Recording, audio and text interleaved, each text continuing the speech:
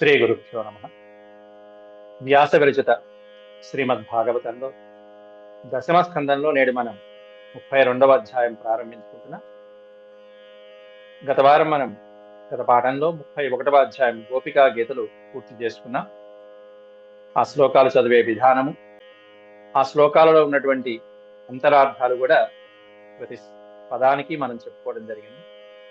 నేడు మనం చెప్పుకుంటున్నటువంటి 32వ అధ్యాయంలో శ్రీకృష్ణ పరమాత్ముడు గోపికలకి దర్శన భాగ్యాన్ని కలిగించి వాళ్ళని ఓదార్చడం అనేటువంటిది జరుగుతుంది. దీని తర్వాత శ్రీకృష్ణ పరమాత్ముడి యొక్క అద్భుతమైనటువంటి రాసక్రీడలు అనేటువంటిది 33వ అధ్యాయం రాబోతుంది. ముందుగా భగవత్స్మరణ చేసుకుని పరమాత్ముని యొక్క దర్శనంతో గోపికలు ఏ విధంగా పులకిత గాత్రులయ్యారు అనేటువంటిది శ్లోకాలలో వివరించుకున్నాం.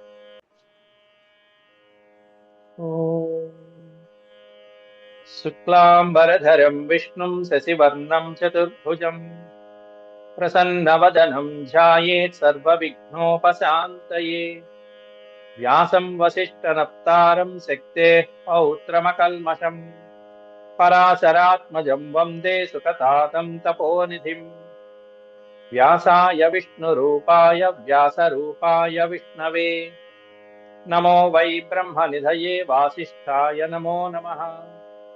నారాయణం నమస్కృత్య నరం చైవ నరోత్తమం దేవీం సరస్వతీం వ్యాసం తతో జయముదీరయేత్.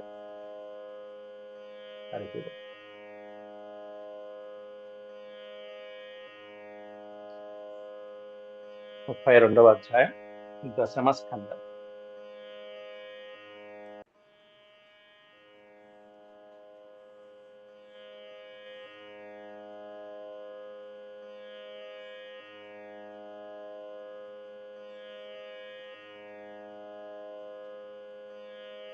ద్వాత్రింశోऽధ్యాయం. శ్రీశుక ఉవాచ ఇతి గోప్యః ప్రగాయంత్యః ప్రలపంత్యశ్చ చిత్రధా రుదుః సుస్వరం రాజన్ కృష్ణ దర్శన లాలసాః.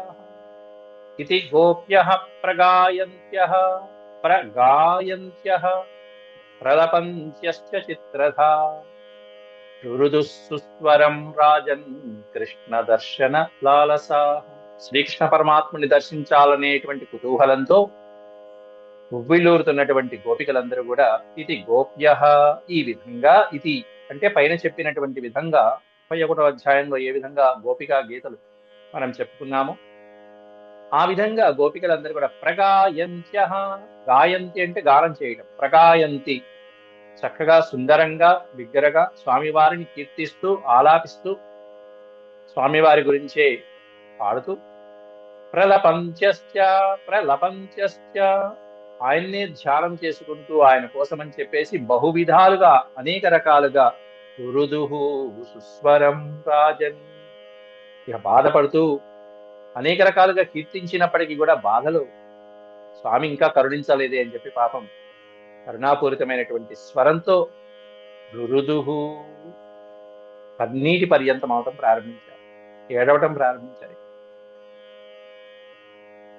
ఎందుకనంటే కృష్ణ దర్శన లాలసాహ, వారి మనసులు కృష్ణ దర్శనం కోసం అని చెప్పేసి నిరీక్షిస్తూ అనేక రకాలుగా ప్రార్థించి చివరికి ఎన్ని రకాలుగా ప్రార్థించినా స్వామికి అనుకరించట్లేదే అని చెప్పి ఇక వాళ్ళు కన్నీటి పర్యంతం అవుతున్నారు. చివరికి ఈ పశ్చాత్తాపం చాలు, వీరి యొక్క గర్వం అనేది భంగం అయిపోయింది అని, గోపికల యొక్క గర్వభంగమే కాకుండా రాధిక యొక్క గర్వభంగం కూడా కలిగింది. కాబట్టి ఇక వీరిని ఇంతకంటే ఇబ్బంది పెట్టకూడదు. పైగా కిందటిసారి శ్లోకంలో మనం చెప్పుకున్నాం, ఈ విధంగా అందరినీ వదిలిపెట్టేసి నీ వేణునాదానికి వచ్చినటువంటి మమ్మల్ని ఇంత రాత్రిపూట ఇంత కటిక చీకట్లో ఇలా వదిలిపెట్టేస్తావా? నీవు కాబట్టి వదిలిపెట్టావు, ఇంకెవరన్నా వదిలిపెడతారా అసలు అని చెప్పి మోసగాడ అన్నట్టుగా కూడా కాస్త చురకలు అంటించారు కృష్ణ పరమాత్మ. అంత భక్తి ప్రేమానురాగాలతో నిరీక్షిస్తున్నారు స్వామి వారి కోసం.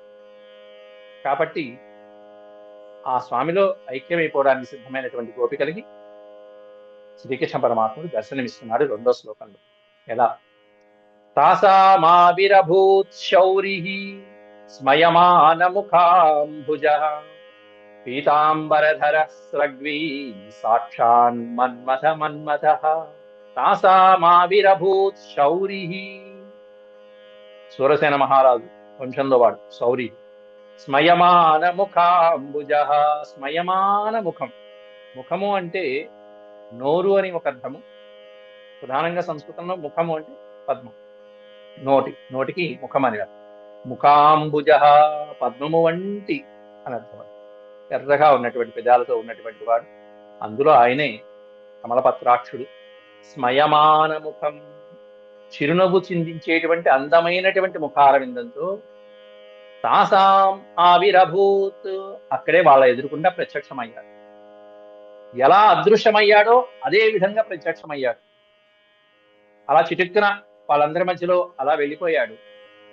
ఇప్పుడు వాళ్ళ పక్కనే ఉన్నట్టుగా, వాళ్ళ మధ్యలోనే ఉన్నట్టుగా అంతర్ధానమైనటువంటి మహానుభావుడు కాస్త వచ్చి కూర్చున్నాడు. తాసామావిరభూత్ శౌరి స్మయమాన ముఖాంబుజ.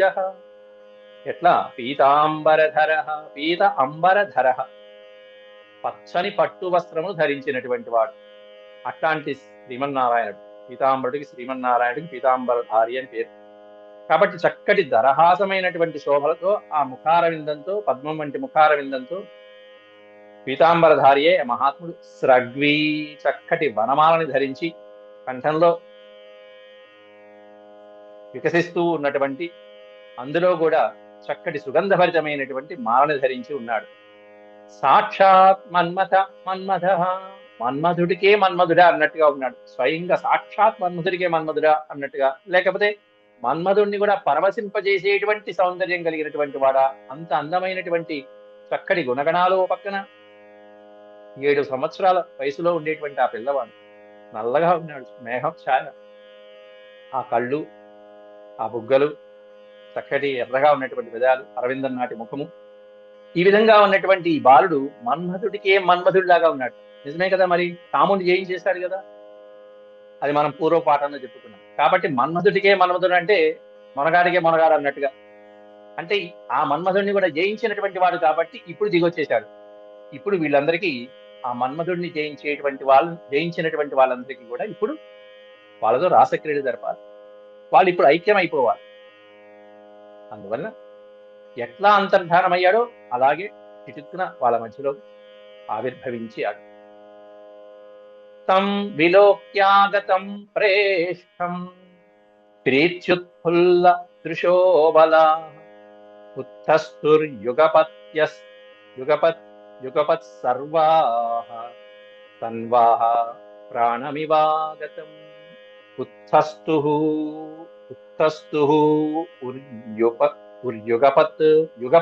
ఉర్యుగపత్ సర్వాస్తన్వః ప్రాణమివాగతం. తం విలోక్య ఆగతం ప్రేష్టం. ప్రేష్టం ఆగతం. ఆగతం ప్రేష్టం అంటే వచ్చినటువంటి తన ప్రియుని చూసి. ప్రేష్ఠ అంటే ప్రియుడైనటువంటి. అలా అదృశ్యమైపోయాడు. ఇలా వచ్చి ఆవిర్భవించినటువంటి తమ ప్రియుణ్ణి చూసి, అత్యంత ప్రియమైనటువంటి ఆ శ్రీకృష్ణ పరమాత్మని తం విలోక్య, ఆ పరమాత్మని చూసి ప్రీతి ఉత్ఫుల్ల దృశో అబలాహ. ఆ గోపికలందరూ కూడా, రాధికతో పాటుగా ఉన్నటువంటి గోపికల యొక్క ముఖాలన్నీ కూడా ఎట్లా ఉన్నాయంటే ప్రీతికరంగా ఉత్ఫుల్ల, వికసించినటువంటి పద్మాల్లాగా ఒక్కసారిగా వికాసవంతంతో. ఎలా వికాసవంతం? దేంతో వచ్చిందంటే ప్రీతితో, సంతోషంతో, ఆనందంతో ఒక్కసారిగా ముఖాల్లో, ఆ కళ్ళల్లో లైటింగ్ అన్నట్టుగానే ప్రీత్యుత్ఫుల్ల దృశోబల. వాళ్ళందరికీ కూడా ఆనంద పరవశంతో ముఖాలు చక్కగా వికాసవంతంగా ఉన్నాయి. ఆనందం, అంత ఆనందం కలిగింది వాళ్ళు. ఒక్కసారిగా ఎట్లా ఉందంటే పోయిన ప్రాణం తిరిగి వచ్చిందా అన్నట్టు. యుగపత్ సర్వాస్తన్వః. తన్వః, తను అంటే శరీరము అని అర్థం.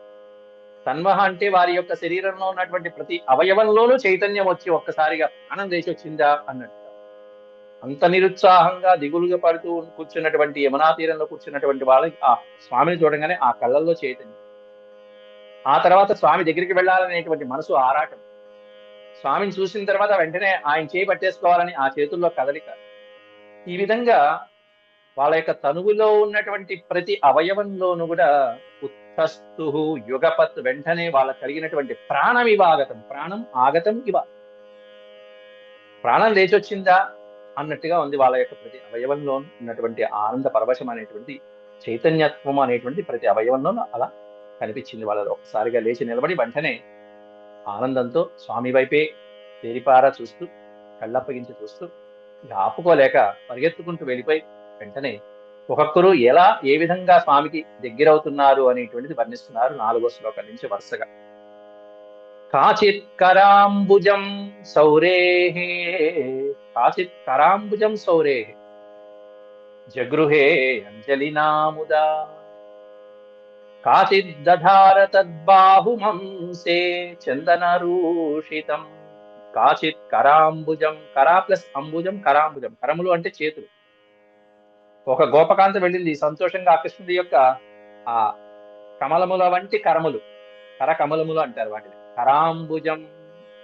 ఆ కరకమలాలని ఒక్కసారిగా సౌరేహే జగృహే అంజలిన అంజలిన తన 2 చేతులతో అలా అంజలి 2 చేతులతో పట్టుకుని ఆ కృష్ణ కృష్ణ మమ్మల్ని వదిలిపెట్టి వెళ్ళిపోయావు కృష్ణ అంటూ ఇంకెప్పుడు ఇలా చేయ కృష్ణ అంటూ ముందు ఆ కరస్పర్శతో మనం చెప్పుకున్నాం. ఆ కరస్పర్శకేంటి పాదస్పర్శకేంటి అధరామృతకాన్ని ఏంటి ఈ విధమైనటువంటి అర్థాలు ఏమున్నాయనేది మనం పూర్వపాఠంలో మనం ప్రతిదాన్ని వివరించుకున్నాం. కాబట్టి ఇక ఆలస్యం చేయకుండా వెంటనే వాళ్ళు వచ్చేసి అది చేతులు పట్టేసుకున్నారు. కాచిత్ కరాంబుజం శౌరే జగృహే అంజలిన ముదా ముదా అంటే సంతోషంతో పరమ సంతోషంతో ఆనందంతో ఆ చేతుల్లోకి ఆ పరమాత్ముడి యొక్క చేతులు పట్టేసుకుంది. నేను ఇంక విడిచిపెట్టను అన్నట్టు.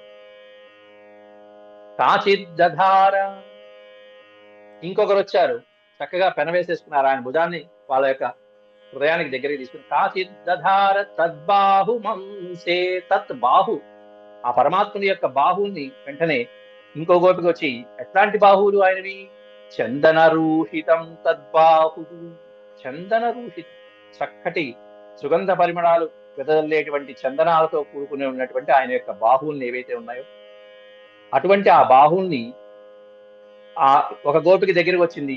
ఆవిడ యొక్క భుజాలని అలా ఆనిస్తూ ఈ భుజాలే కదా అన్నట్టుగా భుజం మీద వాలిపోయి స్వామివారి యొక్క భుజం మీద వాలిపోయి ఇంకెప్పుడు ఈ భుజాలను వదిలిపెట్టింది. ఈ భుజాలు ఏమిటి ఈ కర్మలు ఏమిటి అనేవన్నీ పూర్వాధ్యాయంలో వాళ్ళు స్తోత్రం చేసుకున్నారు. అందమైనటువంటి ఆ భుజాలు విశాలమైనటువంటి వక్షస్థలం కాబట్టి ఎవరు ఏది స్మరించారో అలా పట్టేసుకుంటున్నారు కృష్ణ పరమాత్మ. కాచిత్ దధార తద్బాహుమంసే బాహుమంసే విశాలమైనటువంటి ఆయన చక్కటి బలిష్టమైనటువంటి ఆ బాహువుని అది కూడా అలంకరించబడిన చందన రూషితం చందన చర్చిత అంటూ చక్కటి అలంకారాలతో లేపనాల చేత అది కూడా సుగంధ పరిమళాల వెదజల్లుతో పక్కన అట్లాంటి భుజస్కందాలని ఆవిడ యొక్క భుజములతో ఒక్కసారిగా దగ్గరికి తీసుకున్నది మరొక గోపిక. కాచిదంజలినా గృహ్ణాత్ తన్వీ తాంబూల చర్వితం ఏకా తదంఘ్రి కమలం సంతప్తాస్తనయో రథాత్. ఒక్కొక్క పాదంలో ఒక్కొక్క గోపిక ఏ ఏ చేష్టలతో లీనమైపోయింది. ఇక స్వామివారికి ఊపిరాడకుండా చేసేస్తున్నారు. అలా చేసేస్తున్నారు. కాశీదంజలిన ఆయన వచ్చి కనీసం ఒక్క మాటన్నా మాట్లాడనిచ్చారా? ఏ మాట లేదు. రావడమే ఆలస్యం. అంటే ఆయన అనుగ్రహించారు అంటే ఏమిటి దాని అర్థం? కాబట్టి మన తప్పుల్ని క్షమించేశారు, ఇక ఆయన విడిచిపెట్టకూడదు అని చెప్పేసి అన్నట్టుగా గోపికలందరూ వచ్చేశారు. కాచదంజలిన అంజలిన చక్కగా నమస్కారం చేసుకుంటూ ఆ 2 చేతులు అలా పెట్టి ఏం చేసిందిట అగృహ్నా తన్వి. తన్వి అంటే సుందరమైనటువంటి తనువు కలిగినటువంటి స్త్రీని తన్వి అంటారు. అట్లాంటి ఒక గోపిక తాంబూల చర్వితం అగృహ్నాత్. స్వామివారు నోటితో తాంబూలాన్ని వేసుకుని అలా నములుతూ వస్తూ ఉంటే ఆ తాంబూలాన్ని తన దోషెట్లో తీసుకుందిరా మహాప్రసాదం అన్నట్టుగా. తాంబూల చర్వితం చర్వితం చర్వణ చర్వితం అంటారు బాగా నెమరు వేయటం. అట్లాంటి తాంబూలాన్ని ఆవిడ దోశలో అలా పట్టుకుంది.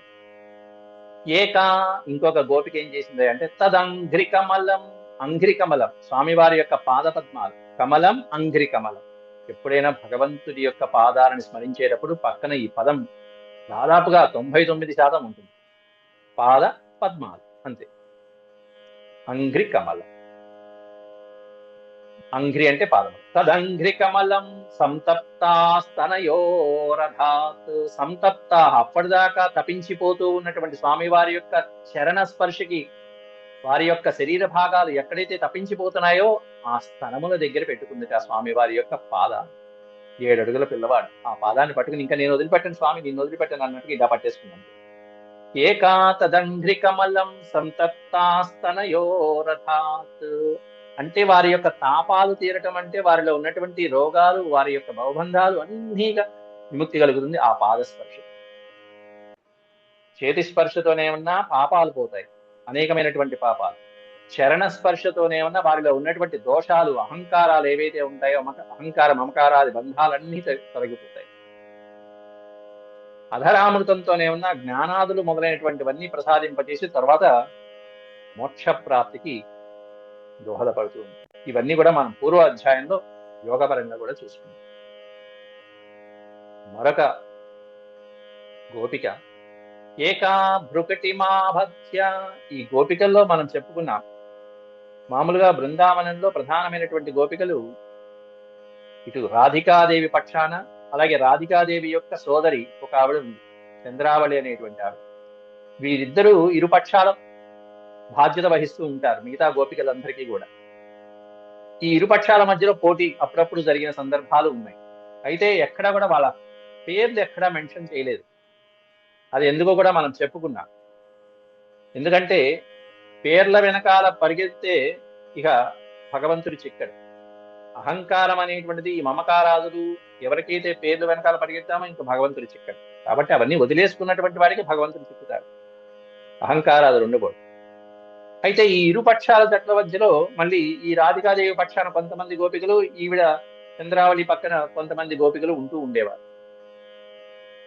వీరిద్దరి మధ్యలో కూడా, వాళ్ళిద్దరి మధ్యలో కూడా చక్కగా ఆనందకరమైనటువంటి పోటాపోటీగా నేను ఇట్లా చేస్తాను, నువ్వు ఇలా చేస్తావు, నేను ఇలా చేస్తాను అంటూ ఆ విధంగా కృష్ణుడితో సేవభాగ్యంతో పరమాత్ముడికి ఎలా సేవించాలి అనేటువంటి విధంగానే వారి మధ్యలో పోటాపోటీగా ఉండేవారు గోపికలందరూ కూడా. అట్లాగే ఇక్కడ కూడా వీళ్ళ పేర్లు కూడా కొన్ని ఇతర భాగవతాలు, గర్గ భాగవతం మొదలైనటువంటి వాటిల్లో వీళ్ళ పేర్లతో పాటుగా కూడా చెప్పుకోవడం జరిగింది. మనం ప్రస్తుతం వ్యాస భాగవతాన్ని మనం దృష్టిలో పెట్టుకున్నాం కాబట్టి ఆ పేర్లని ఇతరత్ర. హరే కృష్ణ.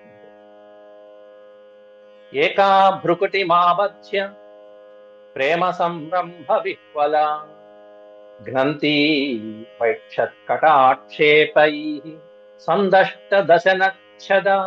ఏకా భృకుటి మాబధ్య. ఒక ఆవిడ పరిస్థితి ఏం చెప్పాలి, ఇంకా చూపులతోనే తినేసేట్టుగా చూస్తుంది. ఎట్లా అంటే భృకుటి మారభ్య, 2 కనుబొమ్మల మధ్యలో ముడివేసి మరీ చూస్తుంది కోపంగా. సేపు మేము నిరీక్షిస్తే ఇప్పుడు వస్తావా, ఇంత ఇంత బెట్టు చేస్తావా, మమ్మల్ని వదిలిపెట్టి వెళ్ళిపోతావా అంటూ 2 కళ్ళు దగ్గరికి పెట్టి మరి ఆ కనుబొమ్మలు పైకి ఎగరేసి భృకుటి మాభజ్య. ఎట్లా, దేనికోసం, కోపంతోనా? అబ్బే కోపం కాదు, ప్రేమ సంరంభ విహ్వల, ప్రణయ కోపం. అదంతా స్వామివారి మీద ఉండేటువంటి ఆ ప్రణయ కోపం విహ్వల, విలవిల్లాడిపోయింది. స్వామి ఆ క్షణం పొద్దున ఎప్పుడో గో సంరక్షణ కోసం ఆ బృందావన వన ప్రాంతాలకు వెళ్ళి సాయంత్రం పూట తిరిగి వస్తేనే నిమిషం కూడా ఉండలేనటువంటి గోపికలు వీళ్ళందరూ. అట్లాంటిది పాపం వీళ్ళని ఇంత తాపంలో ముంచేసి అలా అదృశ్యమైపోయి వెళ్ళిపోయి వచ్చేటప్పటికీ ఆ గోపిక ఆ ప్రణయ కలహంలో విహ్వల, విలవిల్లాడిపోయి తప్పించిపోయి ఏం చేయలేక ఆవిడ యొక్క శరీర ముఖ కవలికలు ఏవైతే ఉన్నాయో వీటి ద్వారా స్వామివారికి తన ఆవేదనని వ్యక్తం చేస్తుంది. భృకుటి మారభ్య సందష్ట దశనచ్చద. సందష్ట దశనం అంటే పళ్ళతో పెదవులని కొరుకుతూ, అల్లరి పిల్లాడని ఇట్లా చేస్తావా, తుంటరి పిల్లాడని ఇలా చేస్తావా. సందష్ట దశనములు, ఆ పెదాలని దంతాలతో కొరుకుతూ ఆ కనుబొమ్మల ముడివేసి ఎట్లా చూస్తున్నదిట. ఘ్నంతీవ కటాక్షేపై, కటాక్షేపై ఆవిడ యొక్క దృక్కులతో, చూపులతోనే ఘ్నంతీవ, ఈసారి నా దగ్గరికి రా, కొట్టేస్తాను పట్టుకుని అంటే చూపులతోనే కొట్టేస్తుందా అన్నట్టుగా చూస్తున్నదిట గోపిక. అదంతా కూడా ప్రేమ సంబంధమైనటువంటి విరహమైనటువంటి తాపం. అట్లా ఆ ప్రణయ తాపాలన్నీ కూడా గోపికలు ఈ విధమైనటువంటి వివిధ ముఖ కవలికల ద్వారా, వివిధ రకాల చేష్టల ద్వారా స్వామివారికి వ్యక్తం చేస్తున్నారు.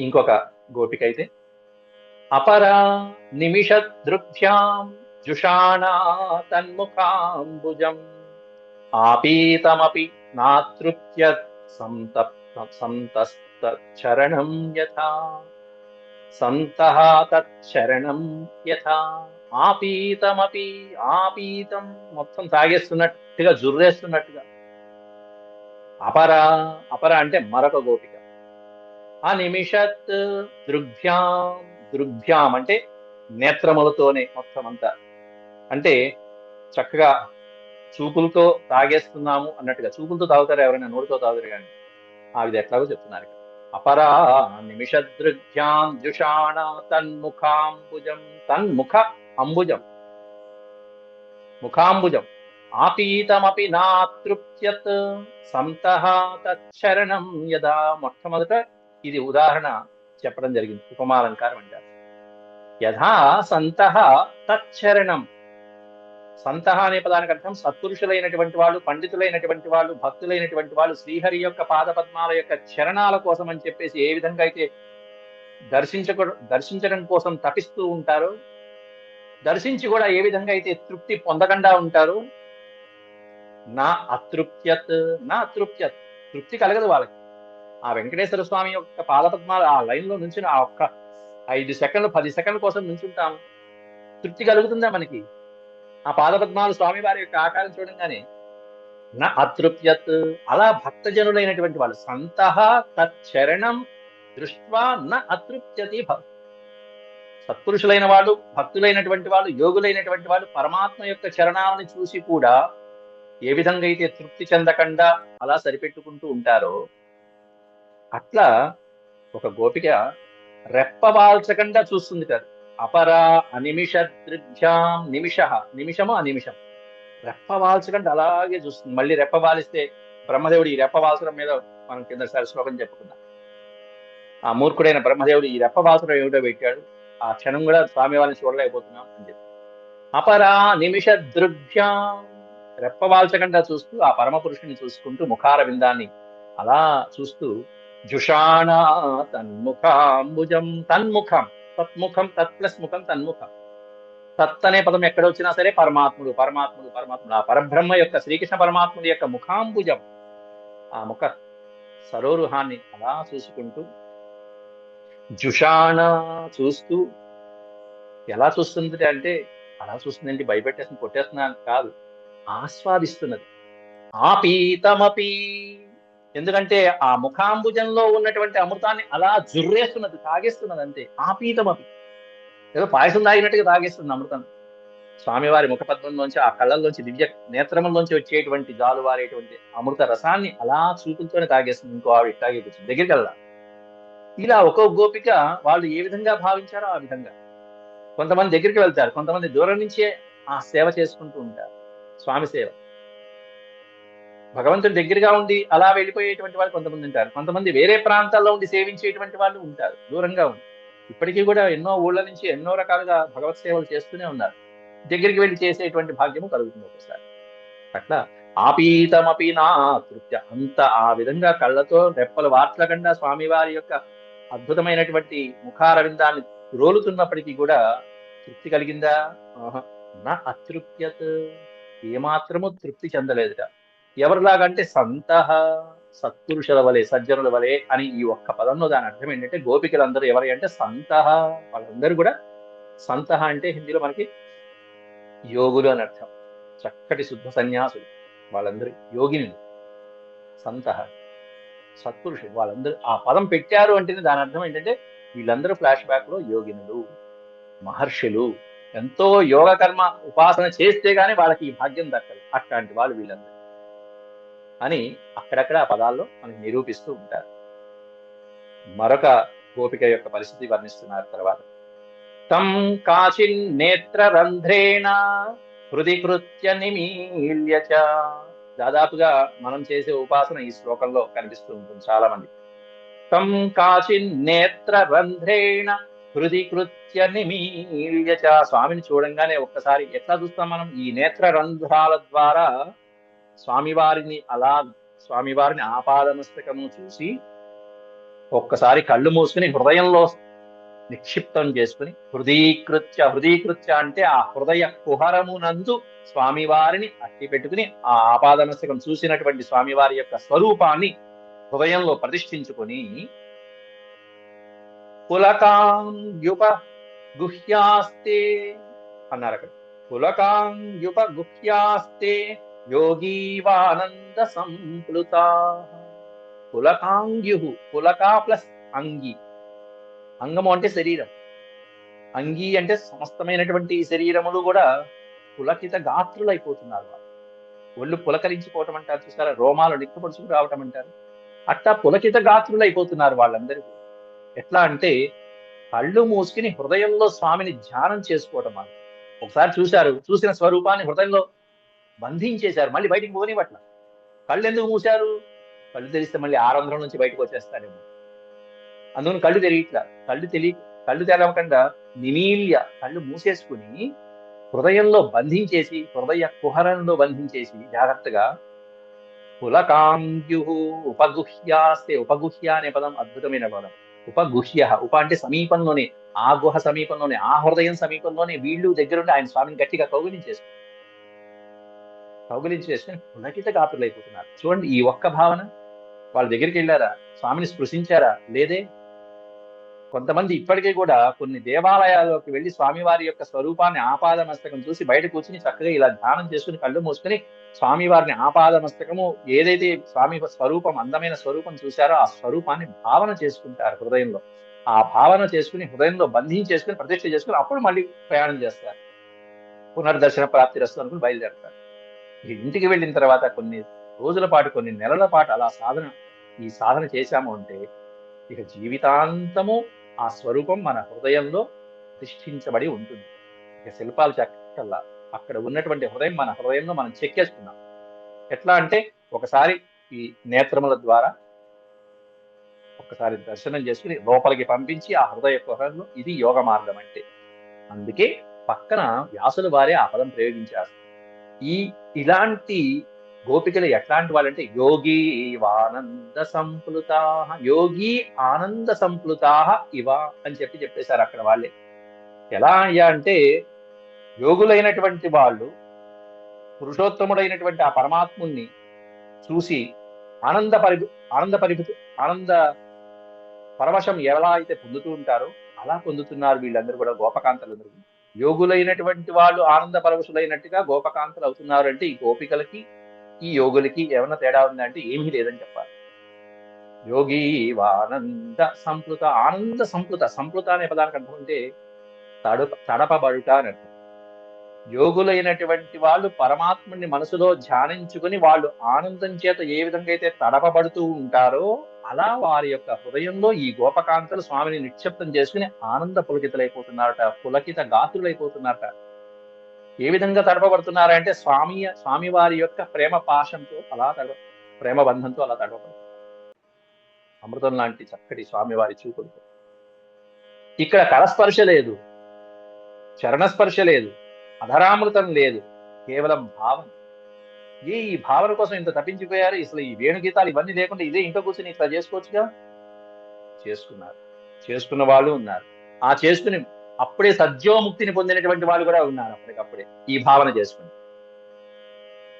తప్పించిపోయారు.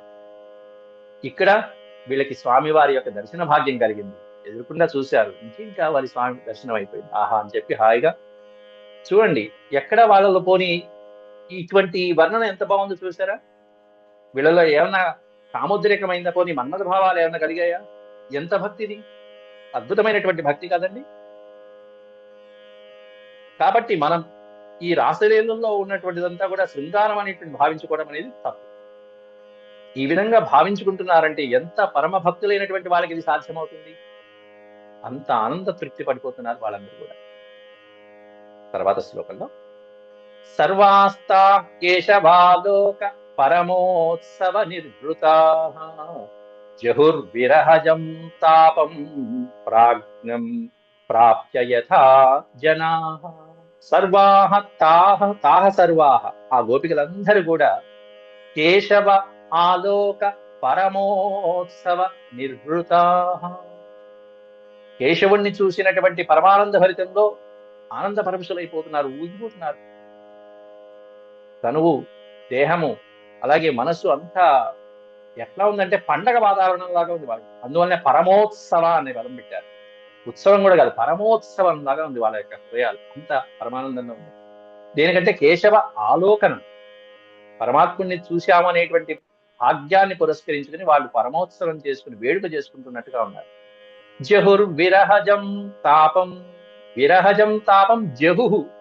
ఇప్పటిదాకా స్వామివారి యొక్క వియోగం, ఆ విరహం వలన వచ్చినటువంటి తాపమంతా కూడా జహు విడిచిపెట్టేశారు. ఒక్క క్షణకాలం పాటుతో అలా పోయింది. స్వామివారి దర్శన భాగ్యంతో అంతా పోయింది, అంతా మర్చిపోయారు. పడిన వేదన అంతా పోయింది, ఇప్పుడంతా అమృతమైంది. జహుర్విరహజం తాపం, ఏ తాపము? రకరకాలైనటువంటి 3 తాపాలు ఏవైతే ఉన్నాయో ఆ త్రితాపములను కూడా వాళ్ళు జహు విడిచిపెట్టి ఆనంద పారవశ్యంలో ఉన్నారు వీళ్ళందరూ కూడా. ఎట్లా ఆనంద పారవశ్యంలో ఉన్నారనేటువంటిది చూడండి. 3 శ్లోకాల నుంచి ఉపమానాలు దంచేస్తున్నారు స్వామి. ప్రాజ్ఞ ప్రాప్య యథా జనా అని ఓడిపెట్టాడు. ఇక్కడేమో యోగీవ ఆనంద సంప్లుత అని పెట్టారు. పై శ్లోకాలను సంతహ తచ్చరణం యథా అని పెట్టారు. కాబట్టి సత్పురుషులైన వాళ్ళు, యోగులైనటువంటి వాళ్ళు, భక్తులైనటువంటి వాళ్ళు, ప్రాజ్ఞులైనటువంటి వాళ్ళు, వీళ్ళకు ఉండేటువంటి గుణాలు ఏవైతే ఉన్నాయో అవన్నీ కూడా ఈ గోపికలకి ఉన్నాయని చెప్పడంలో దాని అంతరం. ప్రాజ్ఞం ప్రాప్య యథా జనా. ఇక్కడ ప్రాజ్ఞ అంటే పరమాత్మ అని తీసుకోండి.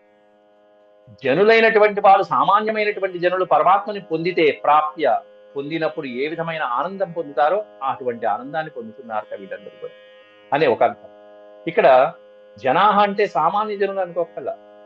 అటువంటి పరమాత్మను పట్టుకోవాలంటే ఎటువంటి జనులు అయి ఉండాలి? యోగ సాధకులైనటువంటి యోగులు అయి ఉండాలి. కాబట్టి యోగులైనటువంటి వాళ్ళు యోగేశ్వరుణ్ణి పట్టుకుంటే ఏ విధమైనటువంటి పరమోత్సవం కలుగుతుందో అటువంటి పరమోత్సవంలో ఉన్నారు వీళ్ళందరూ యోగినులు కాబట్టి. లేదా జనాహ అనే పదానికి సామాన్యమైనటువంటి గృహస్థ జనులు అని మీరు తీసుకునేట్టయితే కనుక, గృహస్థులైనటువంటి జనులు చక్కగా వాళ్ళ యొక్క అతిథి పూజ మొదలైనటువంటి కార్యక్రమాలని నిర్వహించి, విధిగా నిర్వహించి, ధర్మాలని నిర్వహించి బ్రహ్మవేత్తని పొందేటువంటి పరమానంద సమయం ఏదైతే ఉంటుందో ఆ పరమానంద సమయం పొందినట్టుగా. ఇక్కడ ప్రాజ్ఞ అంటే బ్రహ్మవేత్తని పొందినట్టుగా.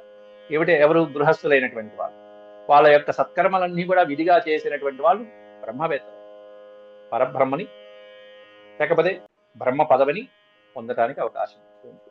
అట్లా ఎన్నో రకాలైనటువంటి అర్థాలు స్ఫురింపజేస్తున్నారు. కాబట్టి ఇక్కడ జనాహ అంటే యోగులైనటువంటి వాళ్ళు, ఇక్కడ యోగినులైన గోపికలు. ఈ విధంగా వర్ణించుకుంటూ వెళ్ళారు. తర్వాత 10వ శ్లోకం నుంచి రేపటి ప్రవచనంలో చెప్తుంది. అంతవరకు సెలవు. ఓం శాంతి శాంతి శాంతి. అక్షరపద భ్రష్టం మాత్రాహీనం చ యత్ భవేత్ తత్సర్వం క్షమ్యతాం దేవ. నారాయణ నమోస్తుతే. సర్వం శ్రీకృష్ణార్పణమస్తు. హరి ఓం తత్సత్.